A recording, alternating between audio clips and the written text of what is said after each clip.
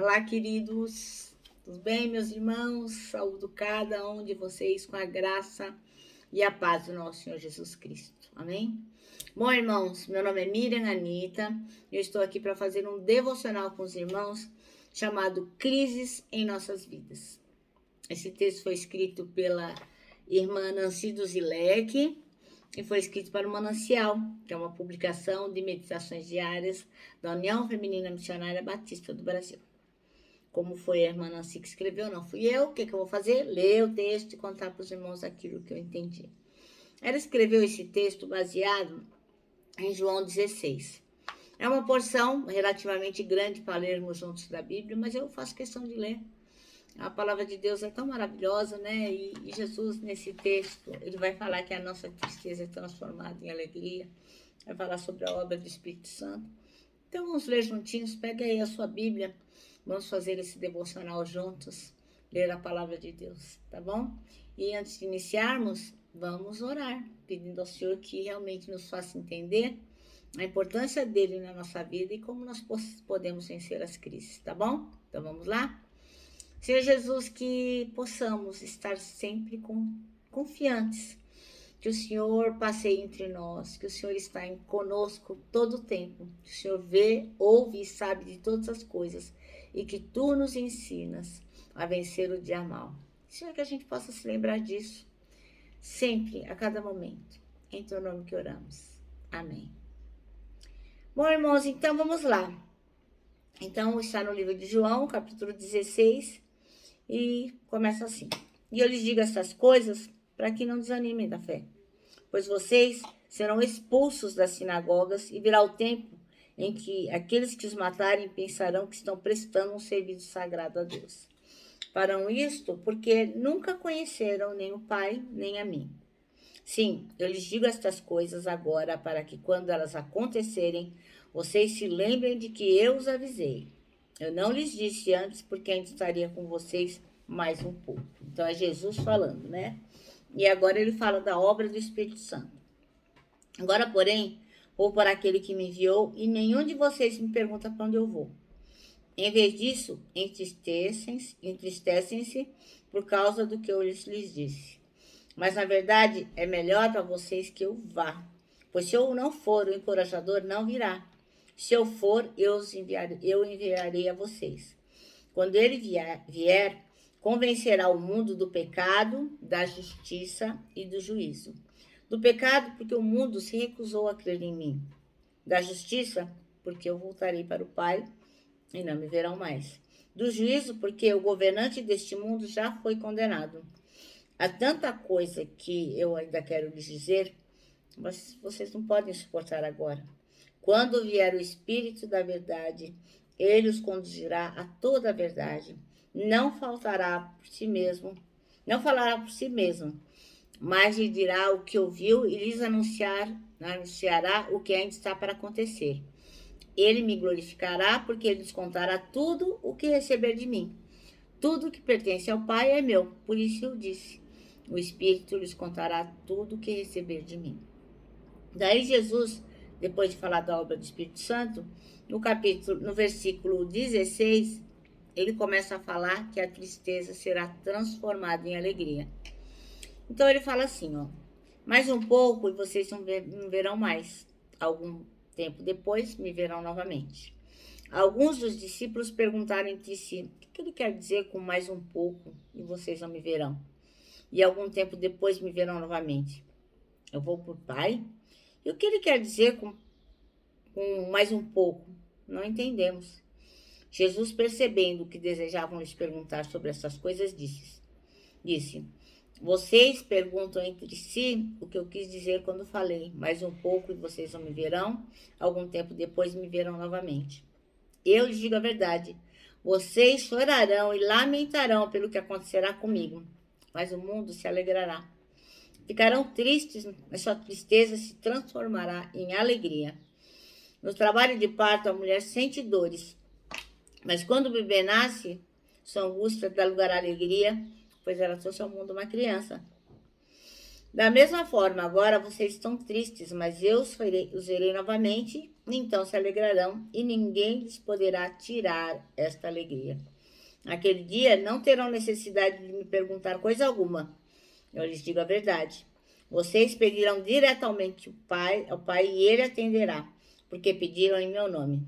Vocês nunca pediram desse modo. Peçam em meu nome e receberão, e terão a alegria completa. E eu lhes falei dessas coisas de maneira figurativa, mas em breve deixarei de usar este tipo de linguagem e lhes falarei claramente a respeito do Pai. Então vocês pedirão em meu nome. Não digo que pedirei ao Pai em seu favor, pois o próprio Pai os ama, porque vocês me amam e creem que eu vim de Deus. Sim, eu vim do Pai e entrei no mundo e agora deixo o mundo e volto para o Pai. Então os discípulos disseram: enfim, Senhor, fala claramente e não de maneira figurativa. Agora entendemos que o Senhor sabe de todas as coisas e não há necessidade de lhe fazer perguntas. Por isso, cremos que o Senhor veio de Deus. Então Jesus disse: enfim, vocês creem? Mas se aproxima o tempo, e de fato já chegou, em que vocês serão espalhados, cada um seguirá seu caminho e me deixará sozinho. Mas não ficarei sozinho, porque o Pai está comigo. E eu lhes falei tudo isso para que tenham paz em mim. Aqui no mundo vocês terão aflições, mas animem-se, pois eu venci o mundo. Amém? Grande consolo para nós, né, irmãos? O maior dos consolos, saber que Jesus, como nos ensinou ontem o nosso pastor, passeia entre nós. Minha irmã Nancy dos Leque escolheu o versículo 33, que diz: eu lhes disse essas coisas para que em mim vocês tenham paz. Neste mundo vocês terão aflições. Contudo, tenham ânimo, eu venci o mundo. Então a gente sabe que como ser humano, como gente, a gente não está livre de passar os perrengues, de viver crises, de ter aflições, angústias e tudo mais. E a palavra de Deus é o nosso guia e vai nos ajudar a enfrentar cada uma dessas crises, cada um desses problemas, cada uma dessas angústias. Você vai encontrar na palavra de Deus um jeito de solucioná-las. As crises são situações que a gente passa, quer a gente queira passar ou não queira passar. O dia mal chega para todo mundo. A gente quer fugir disso, mas não tem como, né? E às vezes nós passamos pelo dia mal, pela crise, por quê? Porque fizemos escolhas erradas, tomamos decisões que não deveríamos ter tomado e acabamos nos enrascando, né? E pior, né? A gente às vezes se enrosca em alguma coisa, cria uma crise e acaba influenciando as pessoas que estão ao nosso redor. A crise é sempre um momento de angústia, mas depende muito de como nós vamos enfrentar cada uma dessas crises, né? Porque é sabido que todos teremos. Então, não é o que a crise faz com a gente, mas o que nós faremos com a crise. Então, não adianta a gente ficar bravo, não adianta fugir, fazer malcriação, fazer de conta que ela não existe, xingar, ficar lamentando, que nem o Hard lá do desenho, né? A Ira, eu sabia que isso não ia dar certo. Não adianta, gente, não adianta.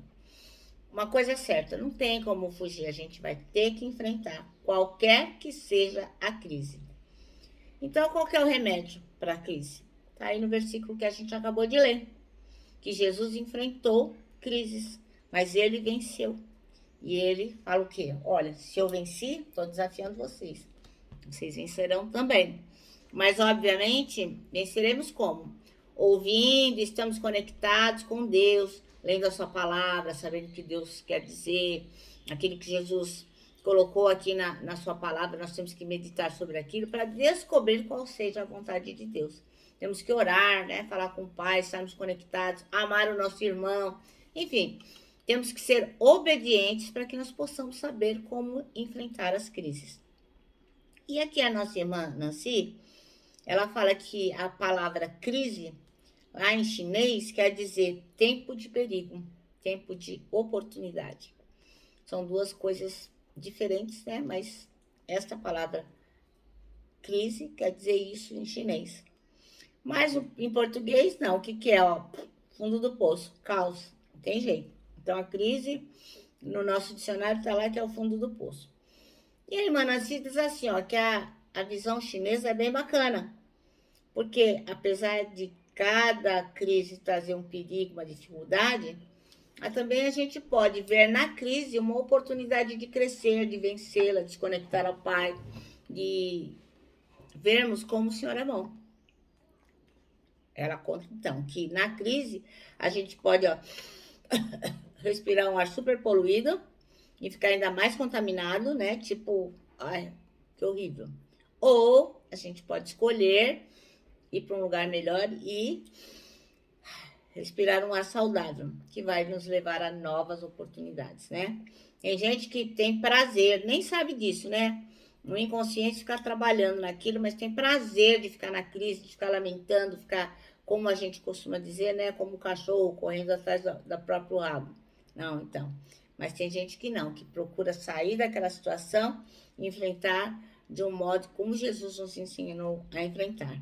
Então, ó, sentimento de, eu tô com dó de mim mesmo, né? De autocomiseração, de raiva, de solidão e egoísmo, só vão prejudicar a gente para tomar uma decisão para enfrentar a crise. Isso ela chama de ar poluído, né? Quando você está no meio desses maus sentimentos, esses sentimentos que não te levam a nada, é como se você estivesse respirando um ar ruim, um ar poluído. Agora, quando você analisa os fatos, tendo uma reação positiva, crendo, tendo fé, com uma iniciativa de novas tomadas de decisões, esperando em Deus, sem se desesperar, isso ela chama de ar saudável, né? Estar confiante, agir de forma a fazer novas escolhas melhores para que a gente possa vencer aquela crise. Então fica a dica. Se você está enfrentando alguma crise, coloca tudo isso diante de Deus e assuma a posição de enfrentar tudo isso respirando, ó, um ar saudável, respirando aquele ar que Jesus manda para a gente, cheio de inovações, cheio da palavra, cheio de decisões positivas, porque o Senhor pode nos dar novas escolhas, só o Senhor. Nele nós podemos vencer a crise. Então tenha certeza de que Ele está no controle. Jesus não perdeu as rédeas do mundo. Por mais que você ache que a situação é sem saída, não é. Confia nele. Ele vai lhe dar a força necessária para vencer qualquer tipo de crise, tá bom? Bom, nosso manancial termina assim, ó. A diversidade de problemas acontecem a todos. A diferença está em como enfrentar e resolver cada uma dessas adversidades e desses problemas, tá bom? Eu me despeço aqui com o meu abraço fraternal, com o meu abraço diário de ursa. Lembrando, ó, que em 2021, ninguém solta a mão de ninguém. E lógico, né? A nossa palavra de ordem que é saudades.